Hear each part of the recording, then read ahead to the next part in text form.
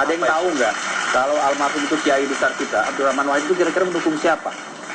Nggak tahu. Oh, nggak tahu kan? Penasaran kan? Kita pernah mewawancarai ya beliau. Dia sudah bicara ke depan, siapa presidennya? Oh iya, tahun berapa tuh? 2009. Saya juga penasaran. Iya. Dibisikin aja tadi ada katanya. Kita lihat sama-sama.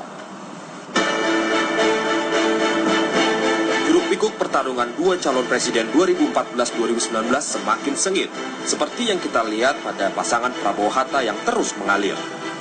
Salah satunya dari peserta konvensi Partai Demokrat, yaitu Ali Maskur Mususa. Ia memandang ada kesamaan visi misi yang diusung Prabowo-Hatta dengan yang disusunnya saat menjadi peserta konvensi Demokrat. Bahkan anggota Dewan Pembina Partai Demokrat Ahmad Mubarok dan Marzuki Ali juga mendukung Prabowo-Hatta. Selain dari kalangan politisi, Prabowo-Hatta juga mendapat dukungan dari kalangan artis seperti Rhoma Irama, Ahmad Dhani, Mulan Jamila, Raffi Ahmad, Jaja Miharja, Anang Hermansyah, hingga komedian Komeng.